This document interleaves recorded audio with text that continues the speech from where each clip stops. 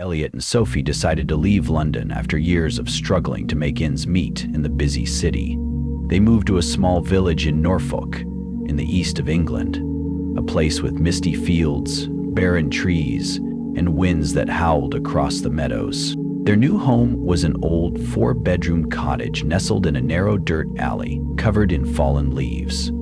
Surrounded only by wild fields, it was far from any neighbors. The house was unbelievably cheap, but Elliot didn't mind. He thought it was because of its remote location that no one else was interested in the place. On their first day settling in, the only neighbor, an elderly woman named Agnes, came to greet them. After taking a look around the house, she frowned slightly and said, "You're both so young, just newly married. Are you sure about moving here?" Sophie hesitated, asking, "Why is that?" Agnes glanced toward the house, her eyes momentarily filled with reluctance as if recalling something unpleasant. "This house used to be inhabited, but it has been abandoned for a long time. At night, sometimes you can hear the sound of a child crying, but no one dares to go see." Elliot laughed. "It's probably just a stray cat, old woman. There are no ghosts here, right?" Agnes stared at them for a long moment, as if she were about to say something, but then sighed quietly and turned to leave. On their first night in the new house, the air was unusually warm and oppressive. The humidity was so thick it felt almost tangible. Sophie tossed and turned, unable to sleep. Outside, the constant hum of insects in the meadows only made the atmosphere feel even more suffocating. Then she heard a strange sound. It was crying, the cry of a child. At first it was faint, like the distant mew of a cat somewhere beyond the trees. But just seconds later, the cry grew clearer, sobbing, sorrowful, ringing right outside the window. Sophie opened her eyes and looked out, but saw nothing but dense darkness. She pulled the blanket up to her chin, trying to close her eyes again, but the crying continued, persistent, as if a child had been abandoned, left unnoticed, a cry that felt wrong. "Elliot, do you hear that?" Elliot turned over, eyes still closed. "Go to sleep, love. It's probably just a cat." Sophie swallowed hard, trying to turn her back to him, but the cold chill running down her spine kept her from sleeping. Then the crying. It was no longer outside the window. It echoed, clear and close, from within the room. Sophie froze. She couldn't move, her hair standing on end. The crying was no longer a distant sound from outside, but the sobbing of a child right in the room, as if it was very close. The chilling feeling was like a cold hand tightening around her heart. Sophie trembled as she pulled the blanket up over her head, trying to hold her breath and listen. But just then, click, a small sound came from the foot of the bed. It felt like something or someone was standing right at the end of the bed. Sophie peered through the gap in the blanket. In the dim light of the night lamp, she saw a tiny shadow, hunched over, standing at the foot of the bed. It was a child, but it had no face, only a small, round head with matted hair that covered its face. The shadow stood motionless, no movement, no sound, only a faint breath, as if someone was watching her. Sophie gripped the edge of the blanket tightly. Her whole body was numb, her throat dry, and she was unable to speak. She wanted to call Ellie, wanted to scream, but she could only lie there, frozen. Everything felt as though it was frozen in time. The child remained there, still. Suddenly it began to lift one leg, step by step, slowly advancing toward the bed. The wooden floor groaned with every step. Sophie panicked. She squeezed her eyes shut, praying it was just a nightmare, but the cold sensation did not fade. And just then, a cold hand touched her shoulder.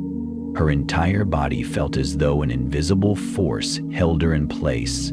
She couldn't turn to look, couldn't move, but she could feel the hand. ice cold as ice, slowly moving from her shoulder down her arm as if it were groping in the darkness. "Elliot," she whispered weakly, but her voice was choked, unable to escape her throat.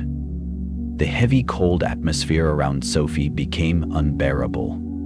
Slowly, she turned her head, eyes wide open, as the skin on her arm prickled with goosebumps. The child was right in front of her now, its face finally visible in the dim light of the night lamp.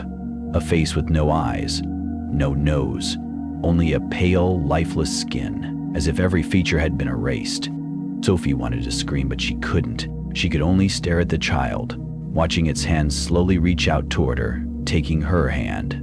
And when that cold hand touched hers, she felt a horrific sensation, as though the life was being drained from her body, piece by piece. The surroundings seemed to be suffocated by the darkness, the air still and terrifyingly silent. Sophie didn't know what to do except stare at the dark shadow. Suddenly, footsteps echoed from outside the door. A voice. "Sophie, are you okay?" Elliot's voice rang out, but it was unclear, as if muffled in the heavy air. Sophie turned around, her eyes still fixed on the dark figure. But when she looked back, Elliot was no longer standing outside the door. He was gone, and only a faint sigh lingered in the darkness. The shadow began to move, taking slow steps toward Sophie, and at that moment, there was no doubt this child was no ordinary child. The sense of dread spread throughout the dark room. A sigh echoed from the darkness, lingering as if the shadow wanted to say something but couldn't. Sophie trembled, knowing there was nowhere to run, and then it came closer. Sophie jolted, and her entire body suddenly chilled. Although she couldn't see anything clearly in the dark, the distinct sensation of something gripping tightly onto her shoulder caused every muscle in her body to tense up. She tried to scream, but her throat felt frozen, unable to produce a sound. That hand remained tight, and she could feel its cold, tiny fingers digging into her shoulder, as if trying to pull her into the darkness. A faint voice whispered in her ear, "Mom." Sophie froze. Her heart seemed to stop, every beat a sharp pain in her chest.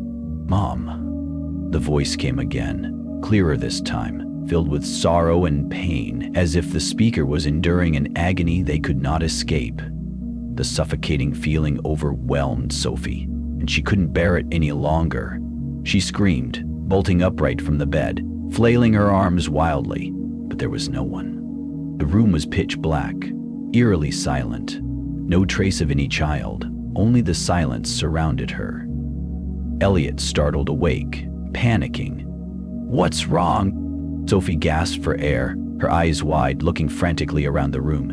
She turned to Elliot, her eyes still full of terror. There was a child. It was standing here. It touched me."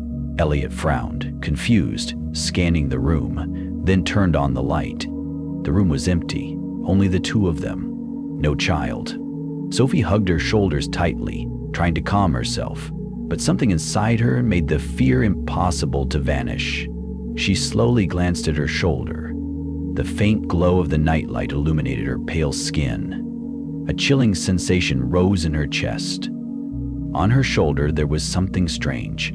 At first, Sophie thought it was just the dim light from the lamp, but upon closer inspection, she realized something inexplicable. Clearly, there was a small, bruised handprint deeply imprinted on her shoulder. The mark was so small it was hard to notice, but it stood out vividly in the light, like a trace left by a child's hand. Sophie was terrified, unable to speak.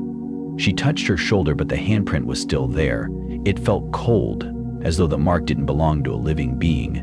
Elliot stared at her, his eyes still filled with concern, but there was something in his gaze that started to change, as if he too had realized something wasn't right.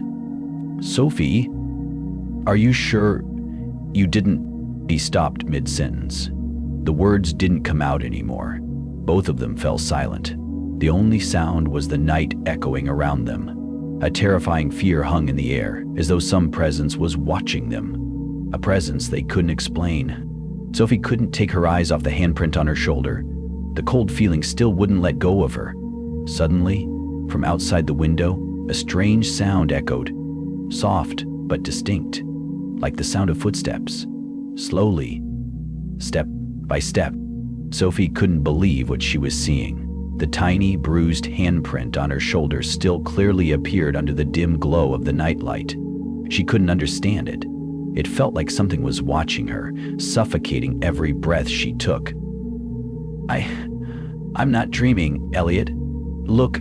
Elliot moved closer, a growing sense of worry and confusion overtaking him. When he saw the handprint on her shoulder, he couldn't help but shudder. Could it be you accidentally pressed your shoulder into something?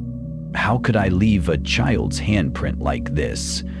Sophie's voice trembled, her eyes fixed on the handprint on her shoulder. Elliot fell silent.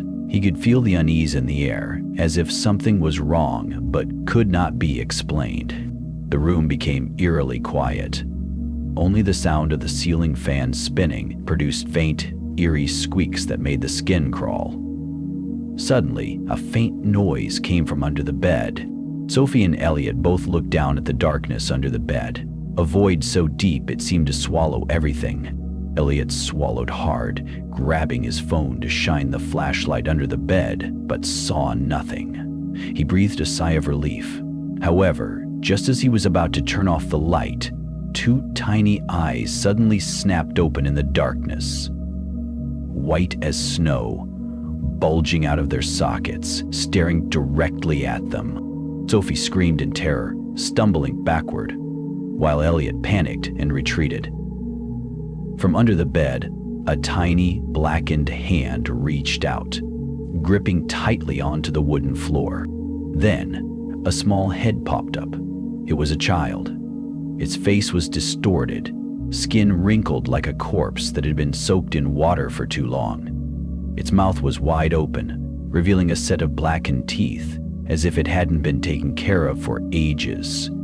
It crawled out from under the bed, its eyes never leaving Sophie, making her feel as if an invisible force was pulling her in. Sophie curled into herself, her breath shallow, as though each inhalation was a stabbing pain. The child crawled out from under the bed, its tiny hands gripping the floor, long black nails digging into the wood. The creaking of the floorboards sent chills through the air every time it moved. But what terrified Sophie the most was its mouth, unnaturally wide open, as though it had been torn apart. Its mouth wouldn't close. Only a pitch-black, wet abyss remained, dripping a viscous, unknown liquid that oozed from its lips. Its eyes were still white, never blinking, never closing once. It kept staring at Sophie as though it was stepping into her mind, dragging her into an endless nightmare with no escape. The voice echoed eerily, but the child's lips never moved. The sound came from its hollow throat, empty and haunting. Sophie screamed, clutching her head, retreating toward the wall, desperately searching for some peace amidst the panic. Elliot, though terrified beyond measure, tried to stay calm. He grabbed Sophie's hand, shouting, "Run!" But just as they turned, a small shadow was already standing in front of the door. It was another child, smaller, its head tilted to one side, eyes black and hollow, staring at them without blinking. It stood motionless, not speaking, not moving. Fear overwhelmed them, with no escape in sight. Sophie and Elliot could only tremble, staring at each other, unable to believe what they were witnessing. Then, all the lights in the room flickered out. The darkness completely enveloped them.